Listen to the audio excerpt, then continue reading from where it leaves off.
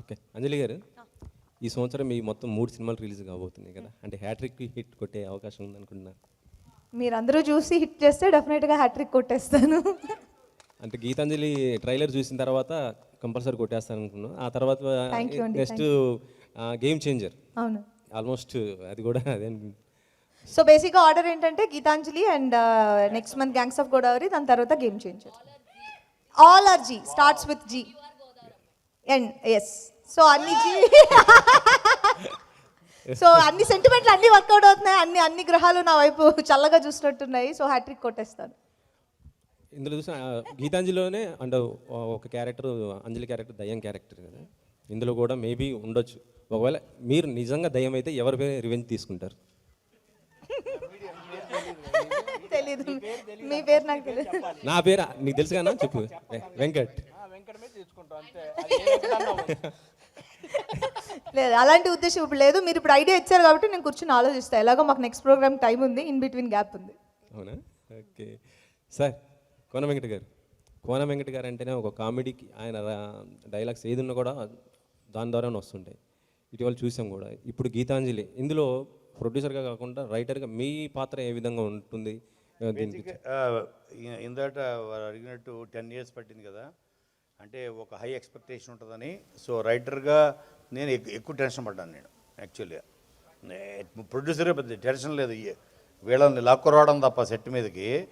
వాళ్ళు లొకేషన్కి ఎక్కడున్నారు, ఆ సిగ్నల్, ఈ సిగ్నల్, ఈ సిగ్నల్, ఆ సిగ్నల్, తర్వాత అమ్మ వచ్చారు, లొకేషన్కి వచ్చారు, ఎక్కడున్నారు వ్యాన్. కాదు, వెంకట గారు షూటింగ్ కూడా మా ఫిల్మ్ నగర్లో పెడితే అనుకోవచ్చు. కేసుపై మలక్పేటలో ఆ కాలేజ్, ఆ సెట్ మామూలు సెట్ కాదు, భలే దొరికింది సార్. ఆ సెట్ అక్కడ పెట్టేసరికి మేము రోడ్డు మీద వెళ్ళేసరికి టైం అయిపోతుంది, 10-11 లోపే వెళ్ళిపోయేవాళ్ళు కదా సార్. 7 o'clock షూటింగ్ అంటే 10-11 చూసారా, అర్థం కదా. బట్ యాజ్ రైట్, ఒక్క నిమిషం, శ్రీనివాస్ రెడ్డి ఫోన్ సార్ ఎక్కడున్నారా అంటే జూబ్లీ చెక్ పోస్టులు ఉన్నారా, వెన్న కోనగానే ఎక్కడున్నారా సార్, క్యారవన్లో ఉన్నాను సార్. ఎందుకంటే వీడికన్నా ముందు వెళ్ళిపోతాం తెలుసు నాకు. సో యాజ్ రైటర్గా it's a very big responsibility నాకు తెలుసు. అండ్ ఎస్పెషల్లీ ఓ పక్కన టిల్లు తర్వాత టిల్లు స్క్వేర్ వస్తుంది నాకు తెలుసు. అలాగే ఇప్పుడు రాబోతున్న సీక్వెల్స్, అలాగే ఇప్పుడు మొన్న వచ్చిన బూల్బులయ్య 2 ఎప్పుడైతే వచ్చిందో, బికాజ్ నేను Anees Bazmee we're very close. Anees Bazmee గారితో నేను సినిమా చేస్తాను ఇప్పుడు. నేను I given a story, script ఇచ్చా.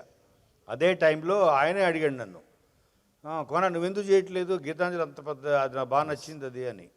ఇప్పుడు అనీస్ బాజ్మీ గారి డైరెక్షన్లో నేను వరుణ్ ధవన్, అర్జున్ కపూర్, 3 heroes తోటి, దల్జీత్ అని ఇంకో పాప్ సింగర్, ఆ 3 హీరోలతోటి నేను script will start this year. ఇది కాదు అది.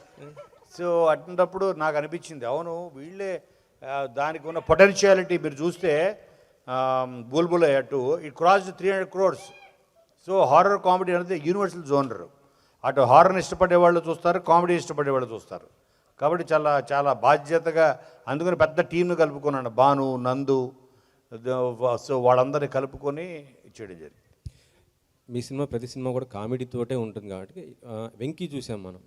కాబట్టి ఇప్పుడు మళ్ళీ వెంకీ 2 కూడా రాబోతున్నట్టుగా తెలుస్తుంది. మీరేమన్నా చేసే అవకాశం ఉందా, మళ్ళీ దానికి వర్క్ చేసే అవకాశం? లేదంటే మీ స్టైల్లో ఇలాంటి కామెడీ, ఆ వెంకీ టైప్ లాంటి ఒక స్టోరీ? వెంకీ 2 సంగతి తెలియదు, కానీ అదుర్స్ 2 మాత్రం చేయాలన్నది అదుర్స్ 2 పక్కా. అది అవసరమైతే తారక్ ఇంటి ముందు టెంట్ వేసి ఆ పిలక పెట్టుకొని నేను కూడా నిరార్థిక చేసినా సరే అదృష్టు చేయిస్తా తారక్ తోటి. అంటే ఎందుకంటే తన కెరియర్లోనే ది బెస్ట్. అంటే తనను మించి తను చేసేవాడు లేడు, తెలుగు ఇండస్ట్రీయే కాదు, ఈవెన్ ఎంటైర్ ఇండియన్ ఇండస్ట్రీలో. ఆ క్యారెక్టరు, ఆ ఆహార్యం కానీ, ఆ డ్రెస్సింగ్, మోడ్యులేషను, ఎన్టీఆర్ లాగా చేసే యాక్టర్ ఆ క్యారెక్టర్ని ఇండియాలో లేడు. అంటే వినాయక్ గారితో చేపిస్తారా లేకపోతే? వినయ్తోనే. వినయ్ యాక్చువల్గా కామెడీ. ఇప్పుడు నేను చేసిన top director maximum films, Seenu Vaitla, V Vinayak. So Vinay కూడా చాలా మంచి కామెడీ సెన్స్ ఉంది. మీరు అదుర్స్ కానీ లేకపోతే అల్లుడు సీను కానీ మెయిన్ చేసిన సినిమాలు, సో వాటిలో కూడా చాలా చాలా బాగా, కృష్ణ సినిమా చాలా బాగా హ్యాండిల్ చేస్తాడు వినయ్. ఇటీవల అంటే గీతాంజలి సినిమా పైన అంటే ఎలక్షన్కి సంబంధించి ఒక న్యూస్ బయటకు రావడం జరిగింది. ఒక ప్రొడ్యూసర్ నట్టి కుమార్, ఏంటి ఇష్యూ ఏంటి సార్? అబ్బాయి ఇష్యూ ఏం లేదు, అసలు దాని సంబంధమే లేదు.